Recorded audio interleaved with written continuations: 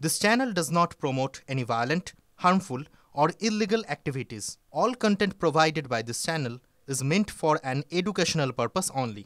MDH chana masala এখন ছোলা হোক বা বরবটি দানা, সাদা চানা হোক বা কালো, সব রান্নাই হবে অসাধারণ।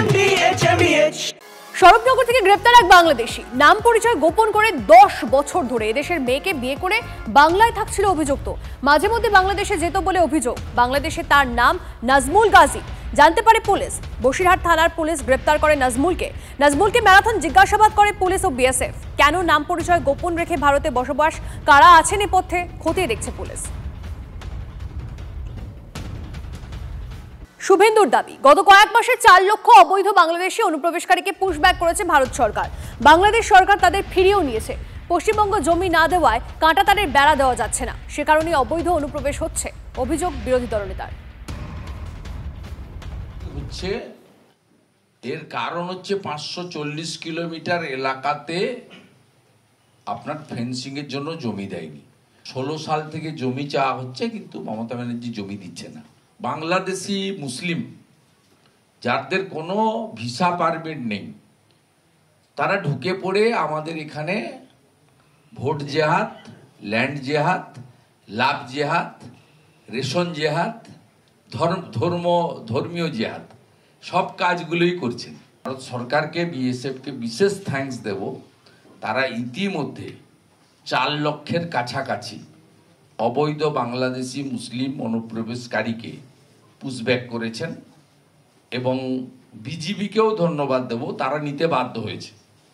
ভারত সরকার পরিষ্কার বলেছে, যদি ভিসা পারমিট থাকে আমরা একজনকেও পুশব্যাক করব না।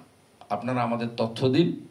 ভারত সরকার যে তালিকা ওদেরকে তুলে দিয়েছে, বাংলাদেশ সরকার লজিক্যালি নিতে বাধ্য হয়েছে, লফুল্লি, যে এদের কাছে ভিসা পারমিট নেই, কিন্তু এরা বাংলাদেশি নাগরিক।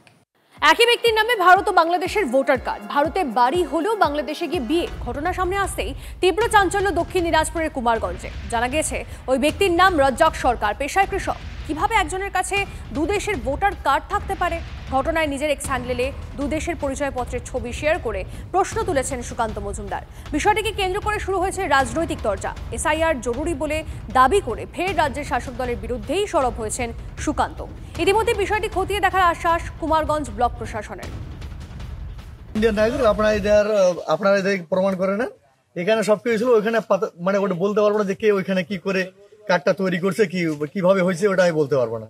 আচ্ছা, এই জিনিসটা হয়তো ওইখানে এখন কম্পিউটার যুগ যেভাবে হয়ে গেছে হাসানোর জন্য, তারপরে এখানে সব অফিসাররা আসছিল বিএসএফ এর তরফ থেকে, সিও, আইজি, ডিজি, উনি কোর্টে বা থানায় যে কোনো জায়গায় যেখানে সরকারি দপ্তর সেখানে জমা করে দিল। সরকার দেখলো যে না, ডকুমেন্টস পত্র ঠিক আছে, ইন্ডিয়ান নাগরিক, কোনো সমস্যা নেই। তাহলে বাংলাদেশের কার্ডটা কিভাবে এলো সেটা প্রশ্ন। এখন আমি যদি আপনাকে বলি কেমন করে আসলো।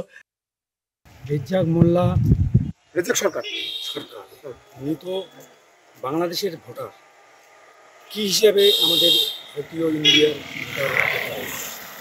ওনাকে তো ওনার এখানে তো ভোটার লিস্ট থেকে কেটে এসআইআর শুরু হবে, ভোটার লিস্ট থেকে 1 নম্বরে কেটে বাদ দেওয়া হবে। এভাবে 2 দেশে কীভাবে ভোটার হতে, যে কোনো এক দেশে অবলম্বন হতে হবে।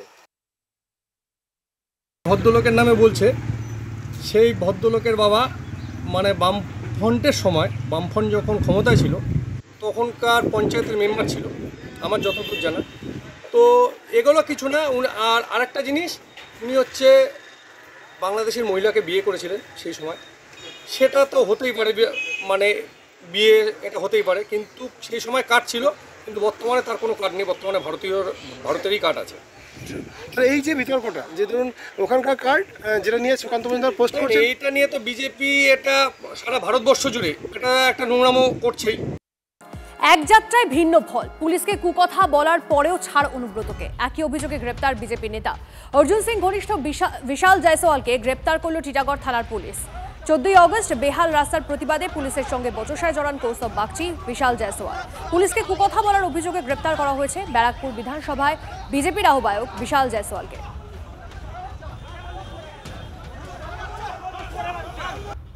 দলদাস পুলিশ তাকে অ্যারেস্ট করেছে বিভিন্ন ধারায় মামলা দিয়ে। তা বারাকপুর কমিশনারকে এটুকুই বলবো, বারাকপুরে যেখানে অন্যায় অত্যাচার হবে, পুলিশি অত্যাচার হোক, তৃণমূলের অত্যাচার হোক, বিজেপি কর্মীরা রাস্তায় নেমে প্রতিবাদ করবে। এবং আপনাদের কত বড় জেল আছে আমরাও দেখে নেব। ব্যারাকপুর বিজেপি কর্মীরা তৈরি সমস্ত অন্যায়ের উত্তর দিতে।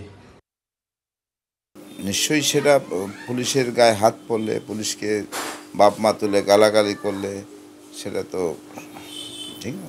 আমি যতটুকু জানি সেই ঘটনার পরিপ্রেক্ষিতে পুলিশের পক্ষ থেকে একটা এফআইআর হয়েছে, সেই এফআইআর এগেনস্টে ধরেছে।